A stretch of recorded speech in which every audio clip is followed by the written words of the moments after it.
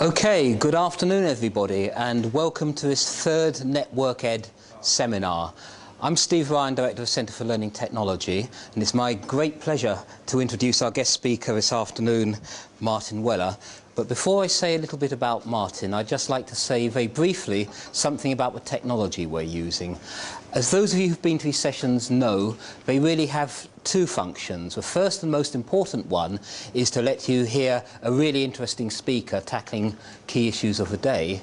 But secondly, we're using it as a test bed to try out various technologies, which we hope then to make available across the school.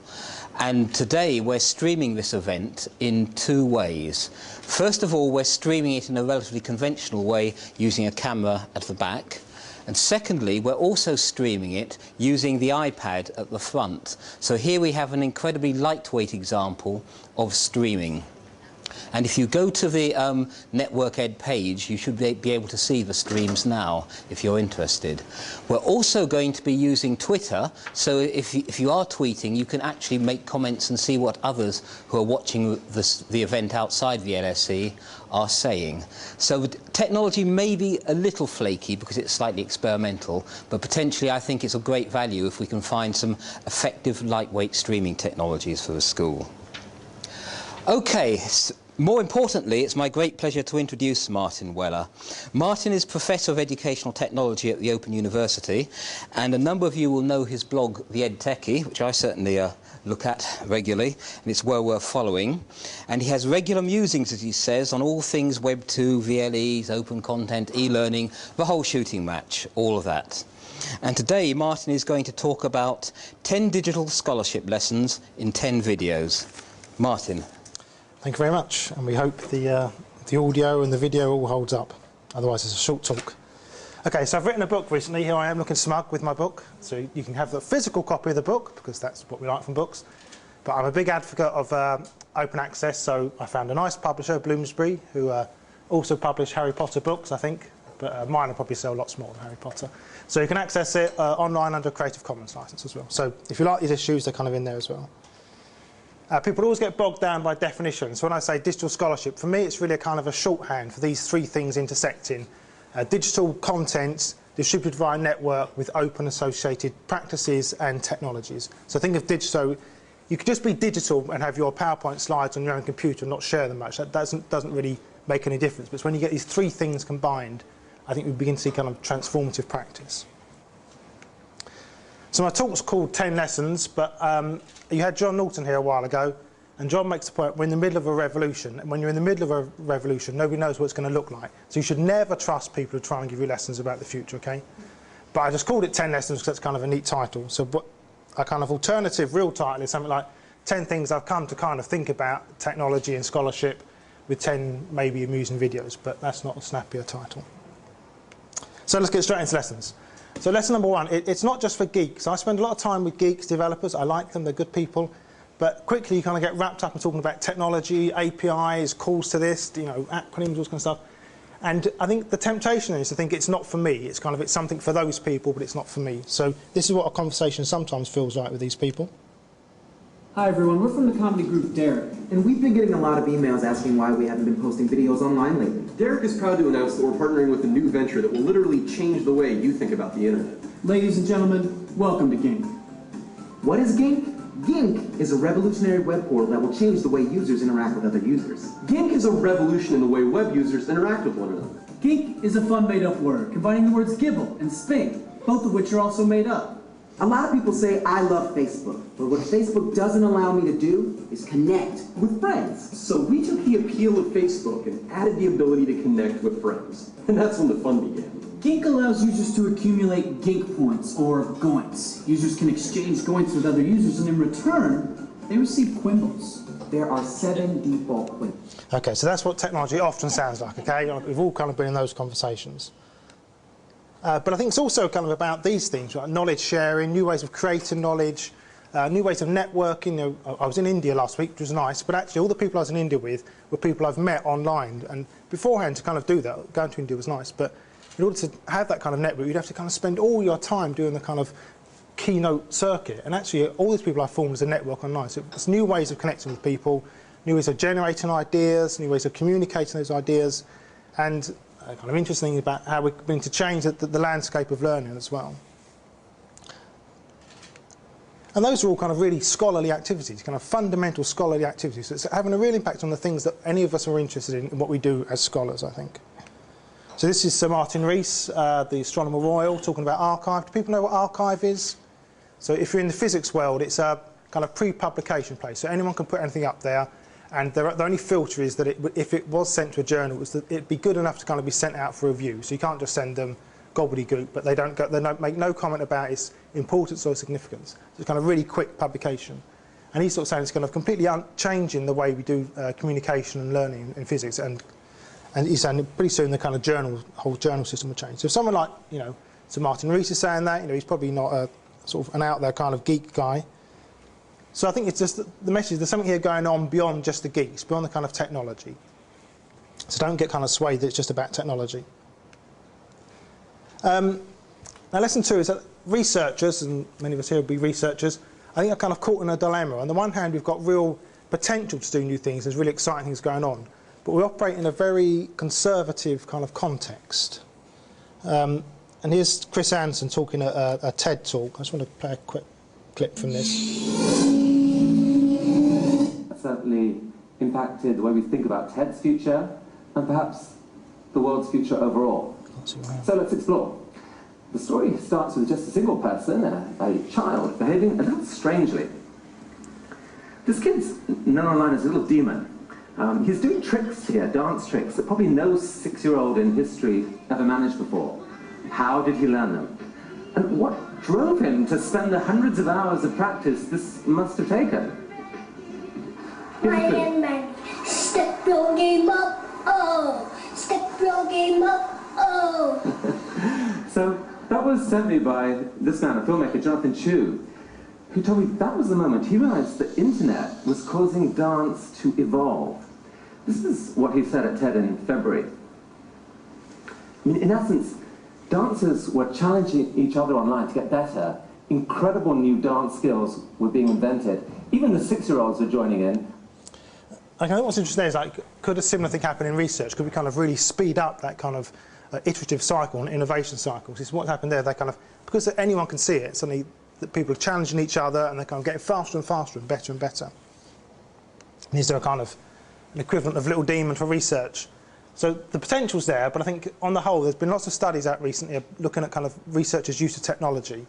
And the picture across all of these studies is that researchers are quite cautious in their use of technology. So this Proctor, Williams and Stewart one says, intensive use is rare, and I like the last line, novel forms of communication are seen as a waste of time or even dangerous. You shouldn't engage yourself.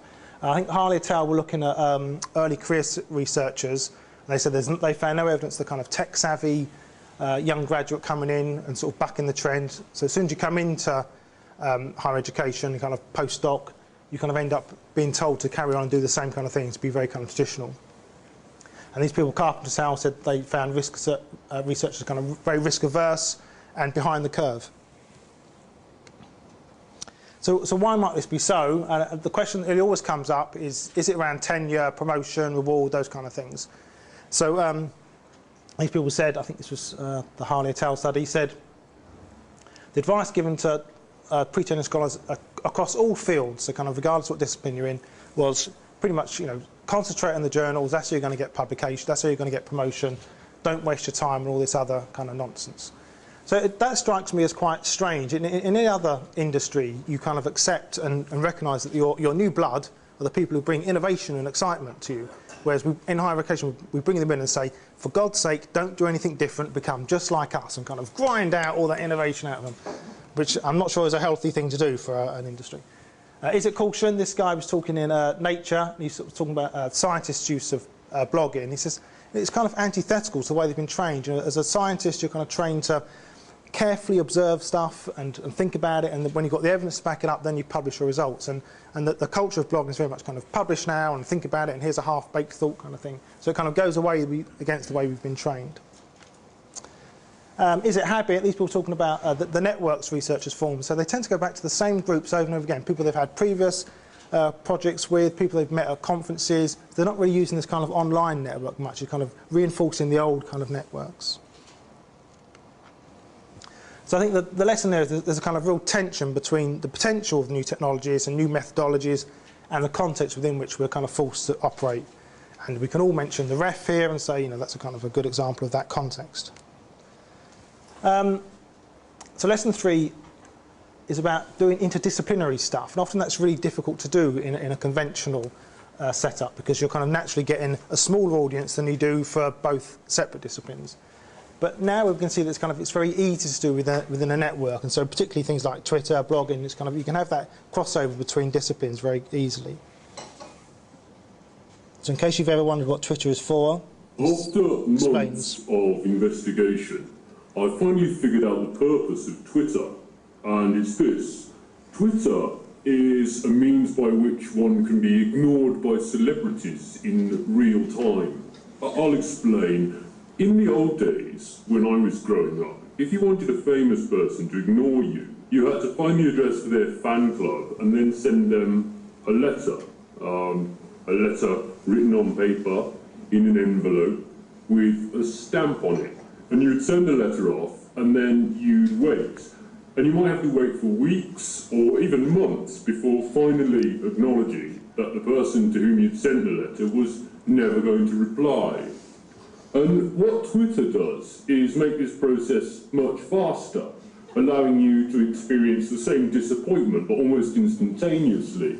And I can demonstrate right now. Okay, so that's what Twitter's for. But as well as for that, there's kind of, the network allows you to do things. So it used to be really costly and difficult to do, say, like an interdisciplinary journal. You have to find a particular niche you might want to address and get a market set up for it. But now, say you want to do a cross-disciplines, you're interested in Japanese poetry and cycling. You know, there's probably not a big audience for that, but you can set up a blog for it for free. You know, so and you can find those people and you can follow people across those two disciplines. And what I think is interesting is are there kind of new cultural norms? So, like Lemieux, a guy who founded Seismic, a big blogger, suggests that these are kind of the cultural norms of blogging. You don't get told these, but you kind of, if you've ever been blogging for long, you kind of pick them up. These are the kind of things you need to do. So he says there's a kind of existence of a common code of vocabulary, a way to write, and behaviour such as making sure you reference people and quote them, kind of, and link to other things, commenting on other posts, and a culture of speed and accuracy. And I think what's interesting, what I don't have an answer for, but I'd like to try and find out, is how sticky are these cultural norms? Do they begin to override our disciplinary norms? So perhaps one way of thinking about it is, do bloggers in different disciplines now have more in common than a blogger and a non-blogger in the same discipline? Because these cultural norms are beginning to kind of override your disciplinary ones. Okay, lesson 4. I work at the Open University.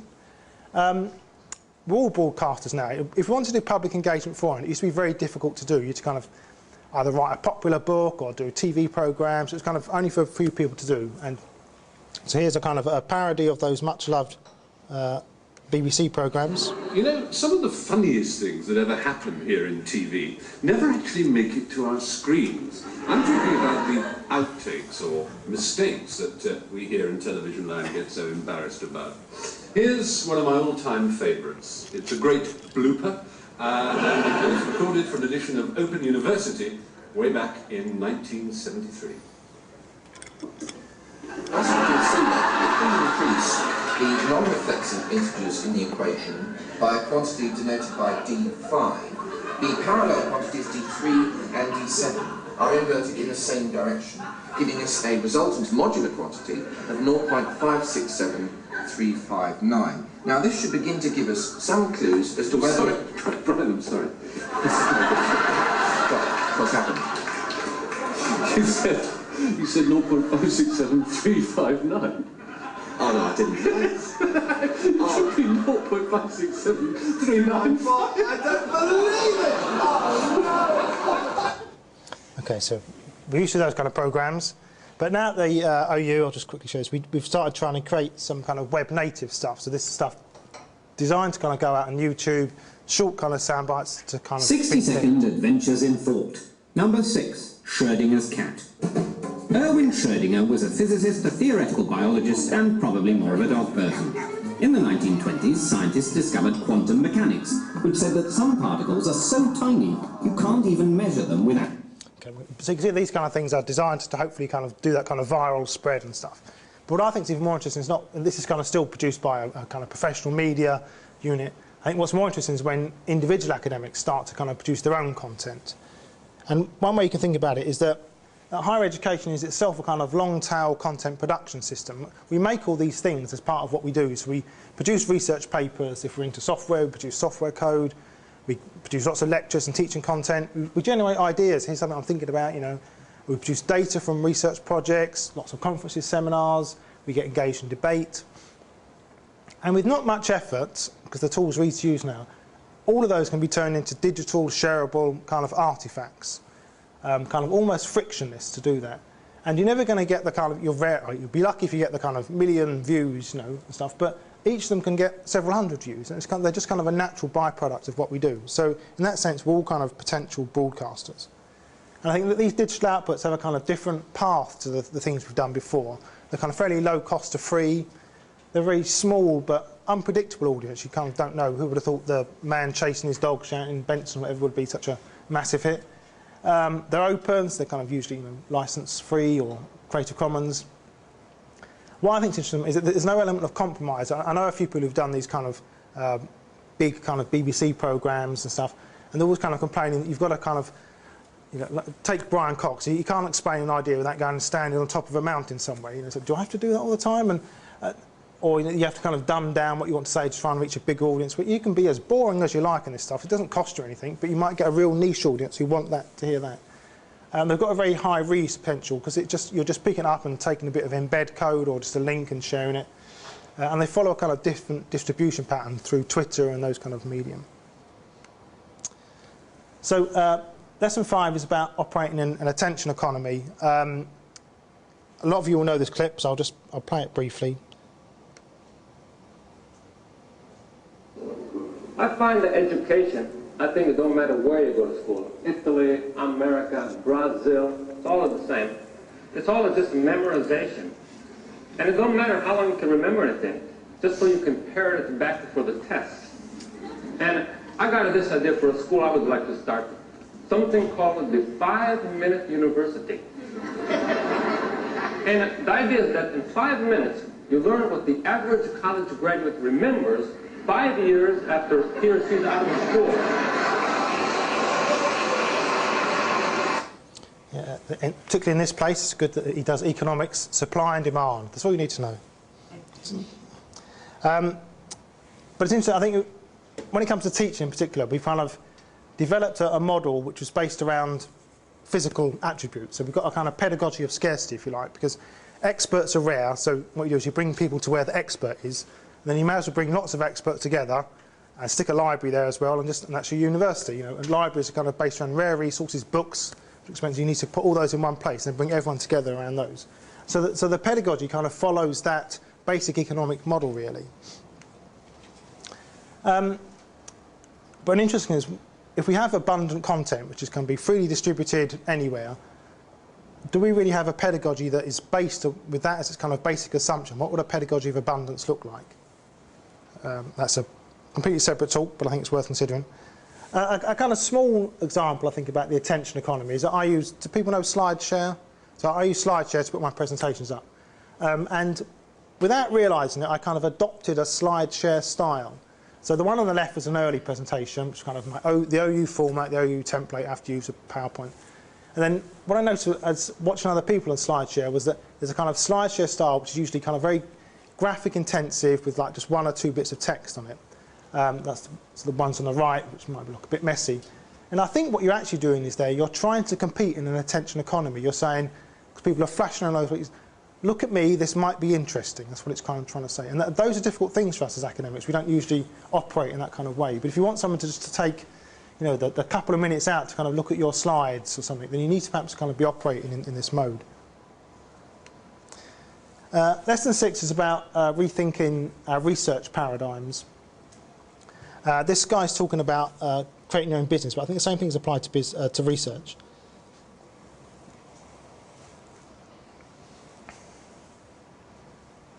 Watch out with anyone including you, says he wants to do something big, but can't until he raises money.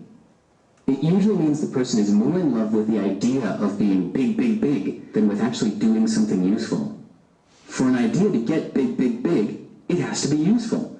And being useful doesn't need funding. If you want to be useful, you can always start now with only 1% of what you have in your grand vision. It will be a humble prototype version of your grand vision, but you'll be in the game. You'll be ahead of the rest because you actually started, while others are waiting for the finish line to magically appear at the starting line. For example, let's say you have a vision of making an international chain of enlightened modern schools. You picture it as a huge world-changing organization with hundreds of employees, dozens of offices, and expensive technology. But instead of waiting for that, you start by teaching somebody something this week. Find someone who will pay to learn something, meet him anywhere, and begin. It will be nothing but you, a student, and a notebook, but you'll be in business and you can grow it from there. Okay, so I think so some examples of this kind of start it now, do it yourself kind of thing. So Google have this thing called Anota, which is it's a kind of basically a WordPress theme that allows you to create your own journal, an open access journal. So one afternoon, bored, I thought I'm going to create my own journal.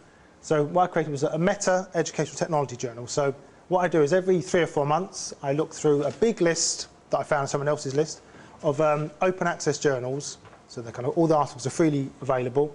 And I pull together about 8 or 10 articles and create my own issue of this journal and then just link out to those articles. It's a kind of a meta journal. Nothing here is published original. But hey, I could do that in an afternoon. You know? So if I wanted to create, and so mine's kind of very traditional. It's in one theme, but going back to the idea of going across disciplines, you could easily create a kind of really good interdisciplinary journal by putting together open access articles from different places. And again, you can do it today. You can invent an app today if you have the right people. So these are some of my colleagues at the OU, Tony Hurst, Stuart Brown and Liam Green-Hughes. We developed 2 Facebook apps, and our basic premise was that we're going to pretend we're third-party developers. We've got access to no privy information from the OU or anything. We could be stuff that anyone could do. And we developed 2 apps. One was My Course Profiles, that allowed OU students to find other people who studied the same courses and then kind of connect that way. And the other one was My OU Stories. So we had kind of like, it allowed you to create kind of a mood graph throughout your course. So like, I'm fed up today, I'm really excited, and that would post to your wall, and it would get people to try and connect. But again, we didn't need anyone's permission to do that, and we kind of upload them, just put them out there to the students. And they've been very successful, and now they're kind of OU's taken them on as official apps and stuff. But the whole idea is, you know, if we'd had to kind of go through committees and get approval to do it, it would have taken ages. You know, we could just go off and do this stuff. I just mentioned Tony Hurst. So some of you may know, Tony Hurst, my colleague, blogs at OU Useful Info. He loves playing around with data. So what he loves is kind of taking free tools. I think this is using a tool called Gephi, I think, and mapping kind of connections between people. So what he's doing here is, for those of you who watched the TV series Sherlock, there was a blog associated with it, which was meant to be Dr. Watson's blog. So here he's finding people who tweeted the link to Dr. Watson's blog, and then how those people are connected to other people. So here, it's kind of the celebrities kind of show up. But you can think that could also be perhaps people tweeting a link to your research findings, you know, and then what other groups are those people connected to, and could you reach those other people, and how are they connected? So you can do an awful lot of interesting stuff around data without necessarily getting a research grant and thinking that's how we go. And I think we've kind of got caught into a certain trap of thinking about research. Our mental training is come up with an idea, you know, write a bid, get the funding, and then do the research. And sometimes you need to do that. You know, you can't build a large Hadron Collider out of baked bean tins, whatever. But there's an awful lot of research I think you can do, or you can reframe it to start doing it kind of now with kind of free data and stuff that's available.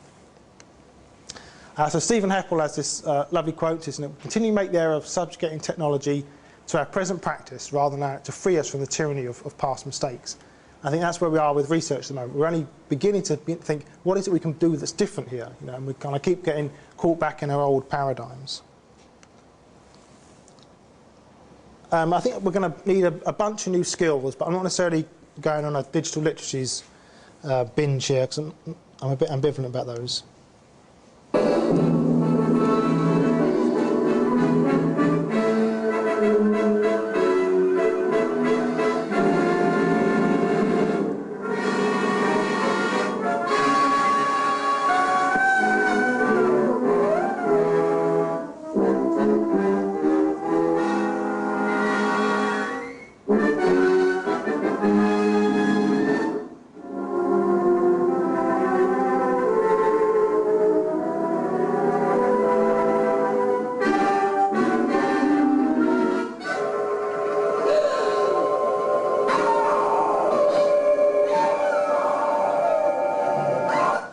So that video was created by a Canadian guy, Alec Kouros, for a course he runs, which is an open course. It's a kind of a trailer for the course. I think the students helped create it as well. But the reason I show it is that you can imagine creating good videos that lure people in will be, as a trailer, almost creating your own kind of film trailers, will become increasingly a good type of skill to have. It's not going to be something that everyone can do. But you can imagine doing that for your research project. We've just published our research findings. Instead of just sticking up the 400-page report, is there kind of a nice video that will lure people in or get people involved? So those the type of new skills I think that may be required. So there's a bunch of them. So working with the video, establishing really good online networks, and being seen as a good member of those networks. Stuff like playing around with data, visualization. Analytics I think is going to be really interesting. Does everyone here, a lot of people here played with Google Analytics? Google Analytics is fun, and I like looking and go, oh, look, I've had a visitor to my blog from Venezuela. But I don't do anything with it. But increasingly, I think when we come to do research bids, building that stuff in will be quite important. So, we expect to have this many visitors. We expect the bounce rates to be this. We expect them to stay this long, and average start, so really building analytics into your whole kind of research thing. But also using that to drive it. You may think this is the most interesting finding of our research, but actually it's this page over here that's getting the most hits. So what does that tell you about your own research? The whole kind of curation, filtering role I think is really interesting. So a lot of you may know, in my field, Stephen Downes is a chap, a Canadian again, who reads hundreds of blogs and kind of has this daily thing about these are the interesting things he's found. And that must take an awful lot of work to do that. And whenever you start becoming a blogger in my area, Stephen Downes is inevitably the person you kind of start with. But recognising that kind of work is really difficult, but he's become the real kind of go-to person. But you wouldn't be able to put that into a ref kind of publication or a CV that many people would recognise. But yeah, I think it's a really important role, and one that academics are kind of very well placed to do. Writing for online audiences, I think, is a real skill. It's not the same as writing for technical journals or books and things. It took me, I've been blogging for about 6 years now. It took me 3 attempts to get the right voice for that blog, I think. And interesting enough, when I came to write my book, I started with about 30,000 words I'd taken from the blog to put into the book. And I had to redo them because that wasn't the right voice for a book either. So you do need a kind of different voice for these things. Another colleague of mine, Doug Clow, is a really good live blogger, so I always try to get him to come along to events, because it's a particular skill, being able to kind of blog as you go along, typing that. So all these are kind of new skills, and I don't think everyone needs all of them, but some people will be good at them. And I bet if I came back next year, I'd probably have another list. I'm not necessarily sure that they're kind of a definitive list. And this is a kind of tricky question. Do we need to be taught them, or is it kind of just given room to develop them?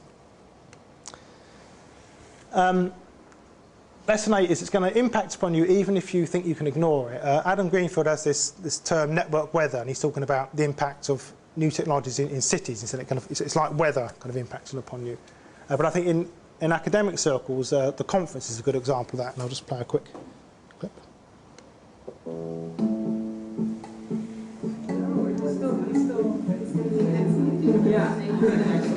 Quadruple checking notes as people file in, getting the computer ready, and asking everyone to take a seat. Pretending to click something on the computer to cover up the fact that I don't know what to do with myself. Arriving just in time. Wrapping up our conversation about a popular TV show we watched last night.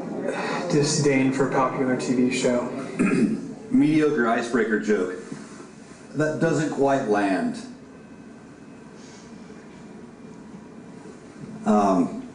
Attempt to redeem myself by making fun of that guy. Laughing at that guy. Laughing because he's laughing, I like him. Not laughing, and now checking out for the rest of the session. Title, dramatic pause of my presentation. Question about how long... Okay, I think I've probably committed most of those errors already. So think about a conference. A conference sits at the heart of what we do as academics, I think. We all go to conferences. But that they're really being changed by the technology that's available. So what we're doing today is we're amplifying this conference. The idea is you can be at a conference and people will be tweeting about it or streaming it. So the presenter's talk is kind of being amplified to a wider audience, but also the audience's voice is being amplified, and you're getting views of people coming in from outside. So you could be at a conference and suddenly the speaker is getting questions from people who aren't even present at the conference. We can run online conferences. So a couple of years ago, we have an annual OU conference, Learning and Teaching Conference. And it's kind of the same people we go to all the time, and I'm sure you're kind of familiar with that type of thing. And they gave it to me to organise, but said, surprise, you've got no budget. So I said, OK, I'll do it, but I'm going to do it completely online, and I want it to be completely open, so anyone can come to it. And so we had people coming in sort of like from Mexico and stuff, people who never would attend normally. And we had Jimmy Wales, founder of Wikipedia, was our keynote, and he could do it because he had an hour slot in Terminal 5 at Heathrow in between talks. So he never would have come to us and done it, but because we were all online, we could do it. So it allows you to do different things, I'm not saying you need to kind of replace face-to-face conferences, but you can do different things with them. And the back channel, the kind of Twitter back channel, has been very interesting. Some places it's turned out to be a very negative force. People, there's this thing about the harsh tags. People getting, so suddenly a speaker might be getting really harsh questions all of a sudden. You don't know why. It's because the kind of Twitter back channel is going around. But other places it's kind of very positive force, that allows. Because a talk is quite a funny thing. You're kind of trapped in the room with all these other people, and you can't communicate with each other, whereas like Twitter allows you to have that kind of audience voice. And think about the kind of conference archive now. It used to be, even 10 years ago, you probably would have got the books or maybe the CD-ROM or the proceedings. That would have been it. But now, people might stick photos up on Flickr, and you don't need to coordinate anything. If they just use the same hashtag, you can find all the photos relating to that conference. There'll be the Twitter back channel. People might be streaming stuff through YouTube, whatever. People might be blogging about the conference, maybe an associated social network with it and stuff. So suddenly it's a much richer picture of what that conference is all about. If you just looked at the proceedings, you might miss actually what was the big debate at that conference. There was a keynote at Alt-C, I remember a couple of years ago, that had a very harsh back channel going about it, and that was kind of the big topic. But you would never get that from just looking at the proceedings. So even if you're not into this technology, it's beginning to change the way you do something quite fundamental, which is conferencing. I think, and because people are beginning to realise that, they're beginning to change the nature of what we do at conferences. Because in some ways they're quite a waste of time. We get face-to-face time is actually quite precious, and we use it to do just kind of knowledge dissemination, like I'm doing now. Which actually, that's what the internet's quite good for, So people are beginning to do different things. So bar camps kind of come out of the software coding world. That is, you kind of get together, spend the first day thrashing out some ideas, and then you vote on what you're going to do, and the next day they go away and code something, build it. Some people have been playing around with things like pre-presentations. So they say, here's my presentation on SlideShare or whatever. Here's a slide cast of it. View it before you come to the session, and we'll actually spend the session talking about the issues in it. We use the face-to-face time for the good stuff. Voting that presentation. So here's 20 presentations. We're only going to hear 5 of them. Go and have a look, and we'll vote and hear the top 5. Or saying, let's not do presentations at all. Let's get together and produce something. And that's easy in software terms, but you could do it in educational terms where you could, let's write papers, let's produce guidelines or whatever. Lesson 9 is that it's all about alternatives. I think people like to portray this stuff as like the new stuff has completely replaced the old stuff. That's it. It's gone. And I think often people like to portray it that are the consultants and gurus who've got something to sell in that being replaced. But it's actually a much more subtle picture than that. I think books are a really good example of that, so I'll just quickly play this clip.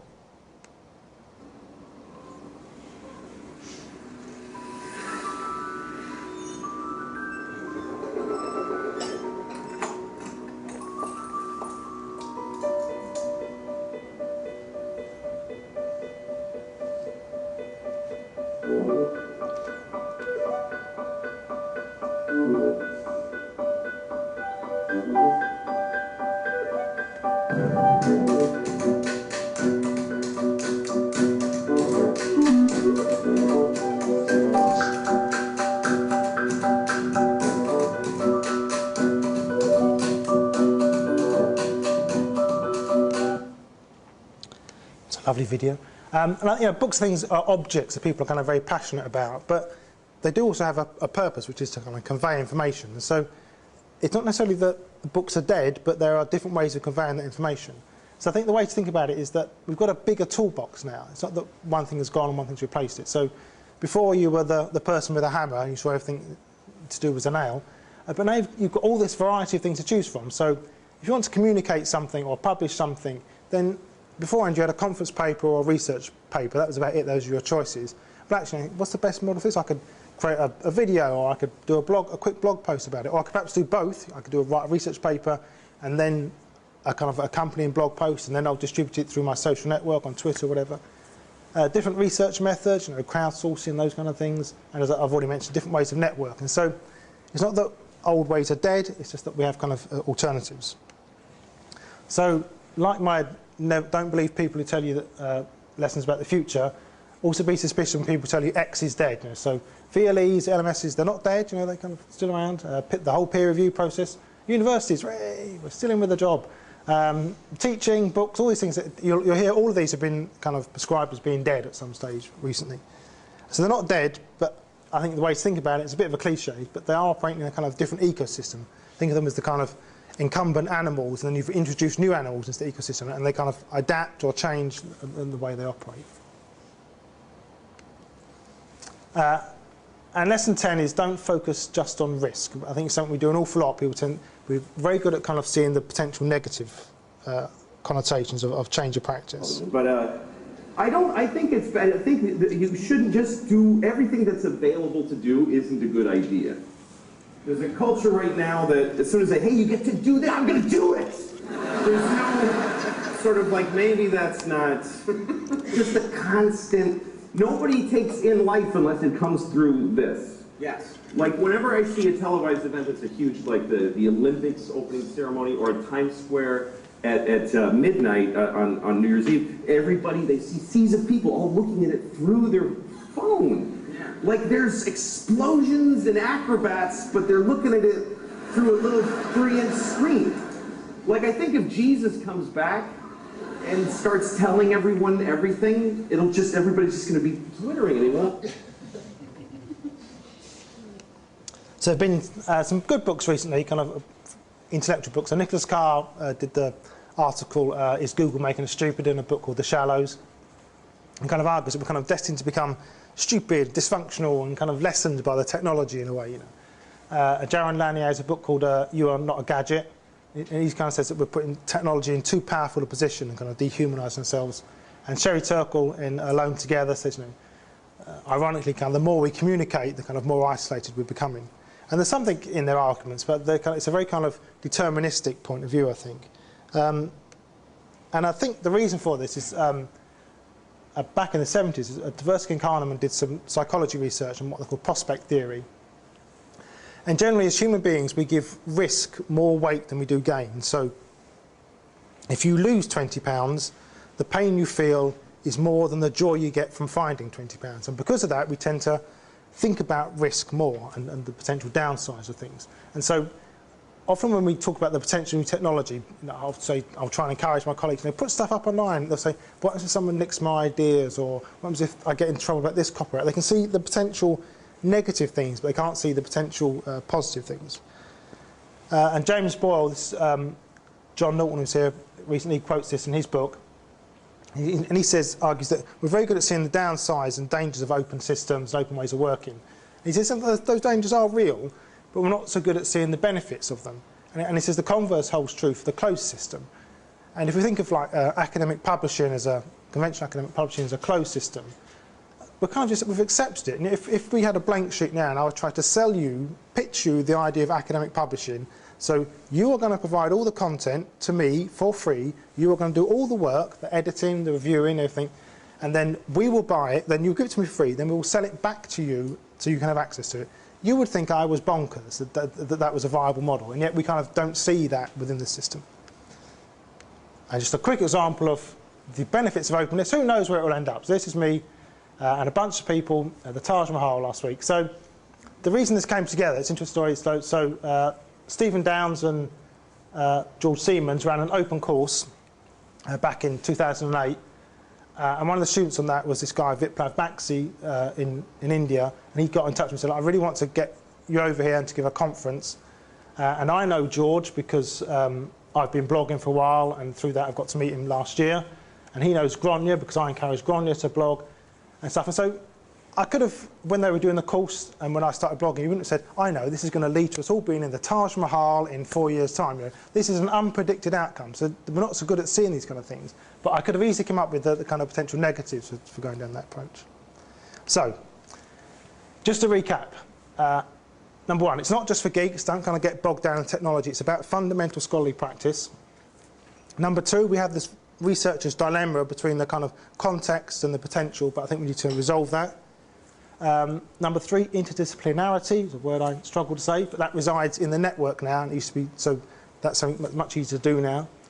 Number 4, we're all broadcasters. Number 5, you're teaching and operating in an attention economy, and we may need to develop new skills to operate in that. Number 6, we've got an opportunity to rethink how we conduct research, what we mean by research. And number 7, we're going to probably need new skills in a lot of this. Number 8, the sticking your head in the sand approach. You're not going to get away with it, I don't think. It's going to impact upon you even if you try and ignore it. Number 9, it's not about one thing being dead and another thing replacing it. It's a much richer, subtler picture than that. It's about alternatives. And number 10, don't focus just on risk. And so, polite applause, and then you can disagree with me.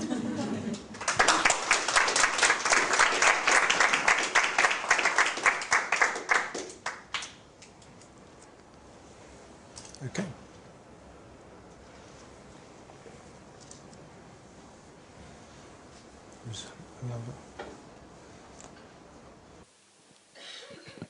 Thank you. We're waiting for Mike so it can be picked up on the recording.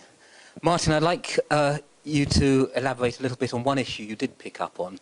First of all, thank you for your talk. I thought the 10 videos did cover the landscape extremely well, but one issue I'd like you to explore a little more is the extent to which the picture you paint is actually an alternative, as you say, an alternative ecosystem, or whether indeed it is in some sense oppositional, so conventional, traditional academic practice will have to give in order for this space to grow and develop. Yeah, that's a very good question, and my answer depends on which day of the week it is. Sometimes it feels like a battle. It feels like it's us and them, you know. It's like, and that feels particularly the case sometimes when you're caught into things like trying to go through things like the ref and how things are recognised, or trying to get people promoted for things that aren't conventional. It does feel like a very almost a battleground sometimes. I did the debate at Ed Media last year, and I had to argue for the motion, and the motion was in 10 years' time, digital scholarship will be as readily recognised as, and you were there in fact, weren't you? Will be as readily recognised as traditional scholarship. And I lost the vote about 2 to 1, and people said, we thought what you argued was true, and it probably will be the case. We don't think 10 years is long enough, which I think says something about timescales in academia, you know. So I think what you say is right, and Larry Lessig argues, talking about rights, you know, one of the dangers we need to avoid is kind of getting forced into extremes. So you see with the kind of copyright battle, there's those people who kind of want to lock up housewives who've downloaded one Cliff Richard song for 10 years, and there's those kind of people who think everything should be free and no one should have to pay for anything. And that being forced into extremes, I think, is a dangerous position. So I would like to think it's kind of a rich middle ground, because, you know, for instance, I don't want to be forced into saying the peer review journal system is dead. I think that fulfills a very good function, but it used to have a monopoly before, and so that monopoly is gone now, and there are other ways of doing it. And actually, for instance, there are studies out recently that your citation tend to go up if you've got a good Twitter network to distribute a paper. So you can see these things can be kind of complementary, but I think there will be inevitably some kind of winners and losers, I think. Bit of a rambling answer, but I think there was one over there.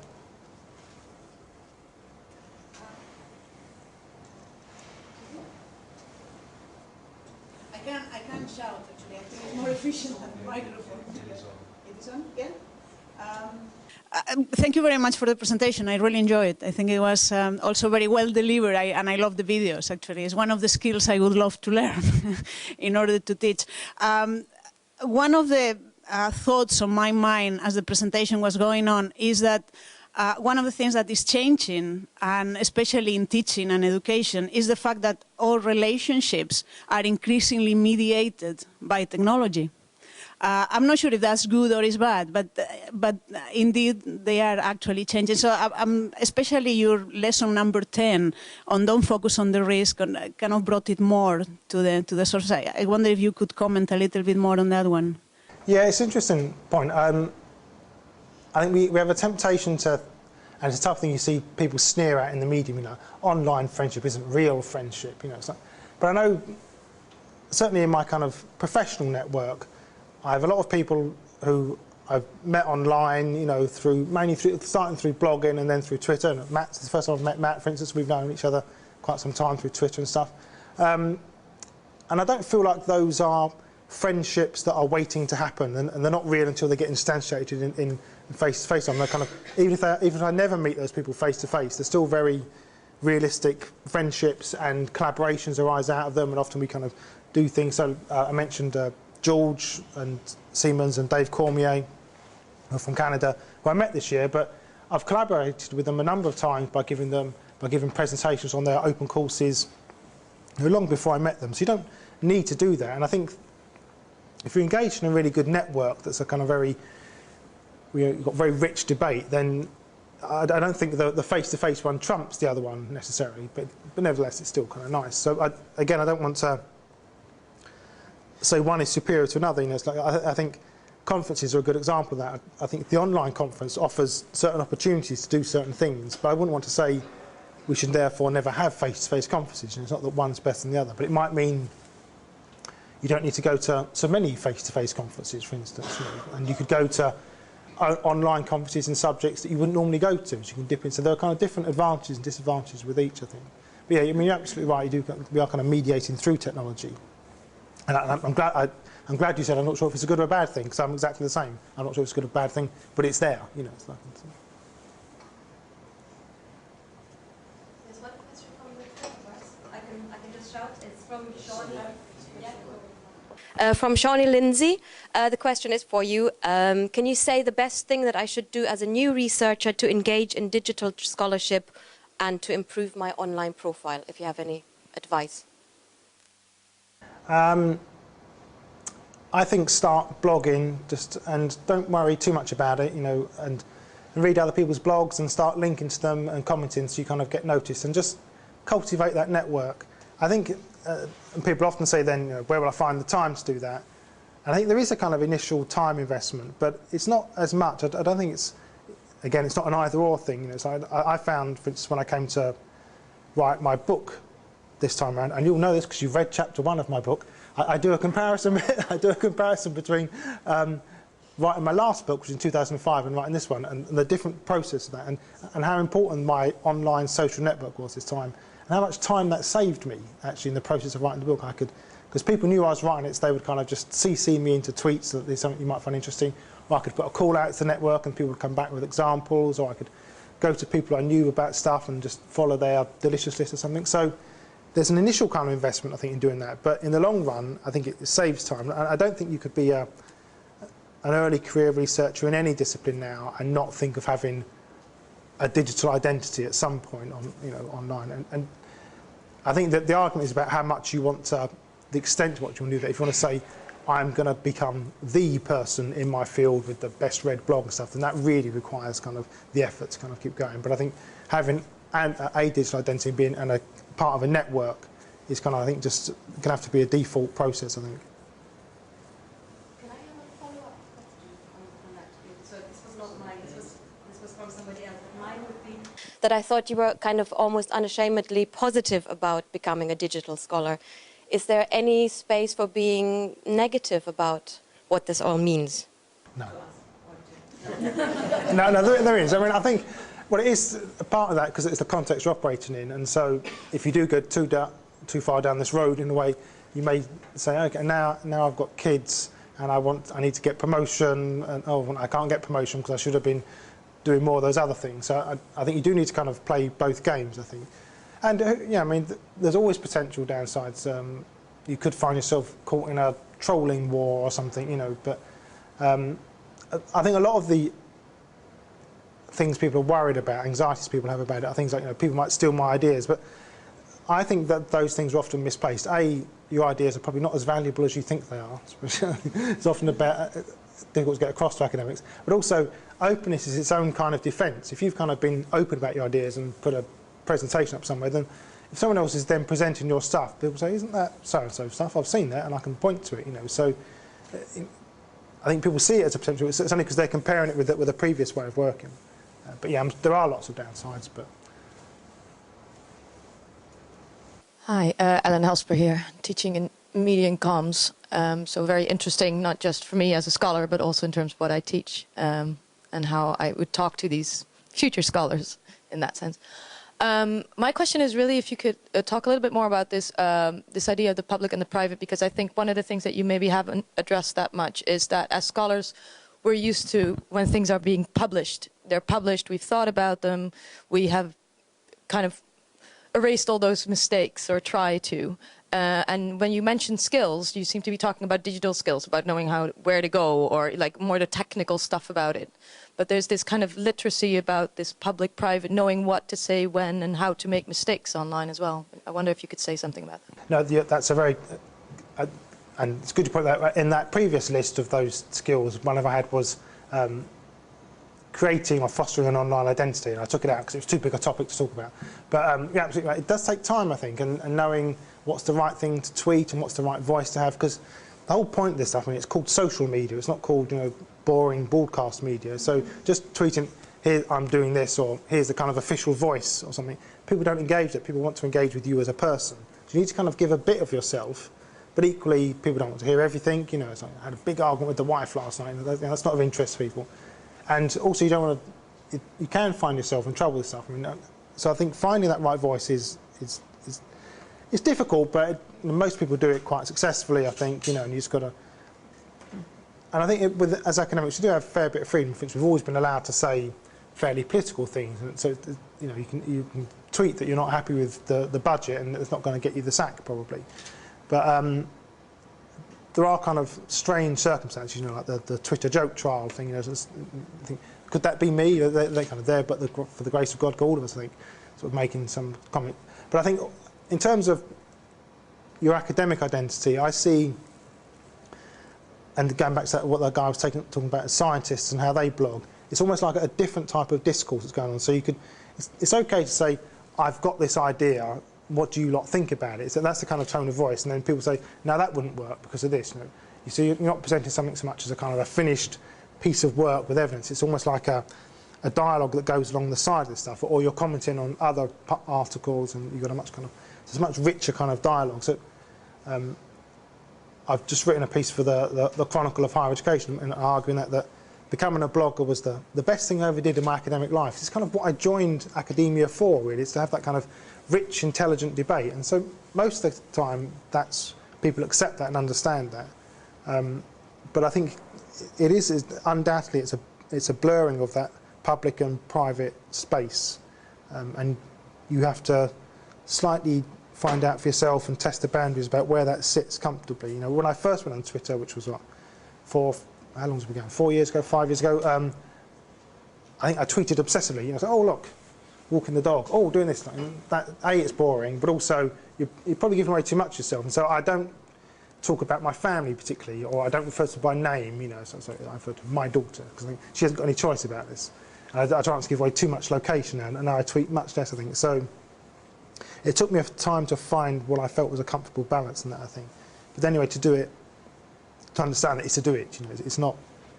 I mean, you've got a very good Twitter guide here at LSE, which I think people should read. It's very good, but you know, it's tough stuff you don't pick up from following guidelines. You just got to get in there and see what other people are doing and experience it.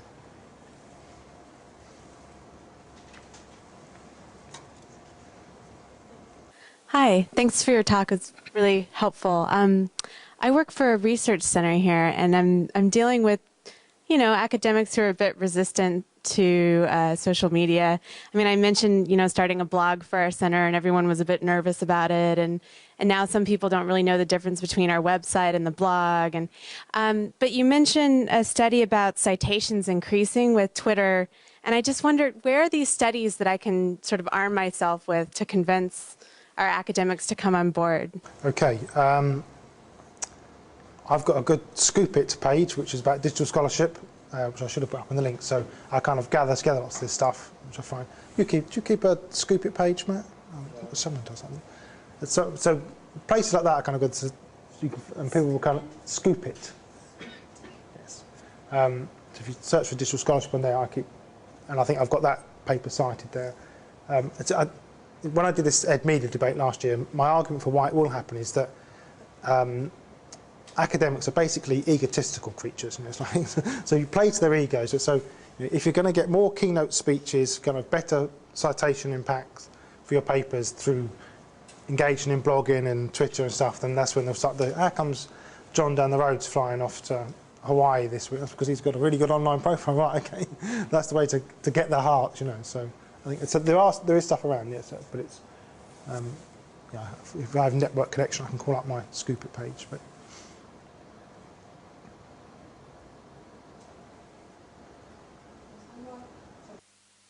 There was one more follow-up question from, from Shawnee Lindsay. And so she thanked you and then asked if she should have to be careful in what I blog if I want to publish it.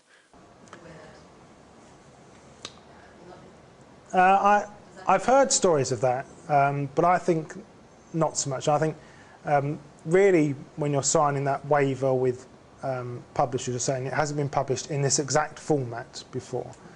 So kind of anything leading up to that, you're pretty safe. You know, it's certainly the same as often you'll have published a conference paper that's on the way to a journal article. So in terms of the publishers saying we won't accept it because you've published it elsewhere, that sometimes applies in sort of very specific disciplines, maybe like marketing and stuff. You kind of don't want to give the idea away.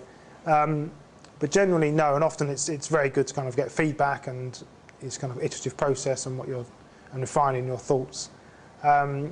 The potential danger is because someone nicks your idea and runs off from that. But again, if you've got the data and it's your research, you're probably not in too much risk. And I would say the benefits probably outweigh the risks. But don't sue me if it all goes pear-shaped on that one. So, sorry, you kind of took it to have something to do with the publishing as opposed to possibly having a blog that is both personal or, I don't know, occasionally political in a way that doesn't fall into your usual work? Oh, so I thought the question was about was there danger in publishing on a blog before going to a publisher, and then the publisher saying, you know, is that what you meant? So, yeah.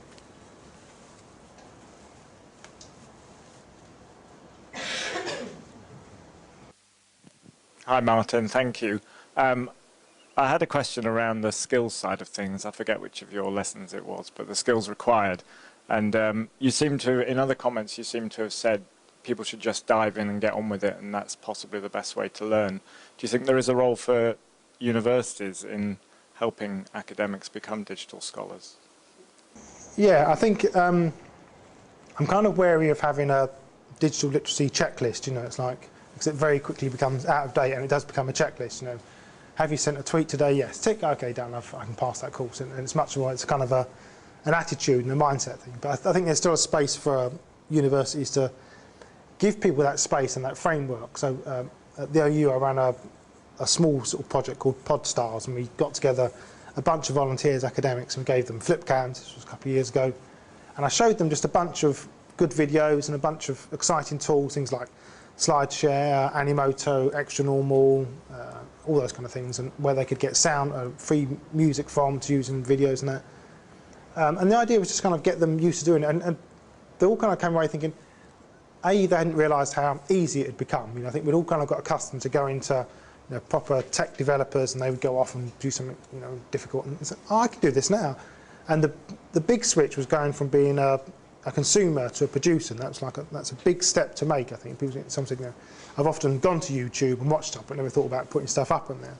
And so I didn't want to give them kind of media production skills, that's what it wasn't about, but it was about kind of helping to try and change the mindset. I think there's a role for universities doing that. And I think the other thing you do is it's kind of a bottom-up and a top-down thing, is if you begin to reward some of this stuff, so we will recognise these things as scholarly outputs, you know, then you're sending a signal that it's worth doing, it's worth spending time on.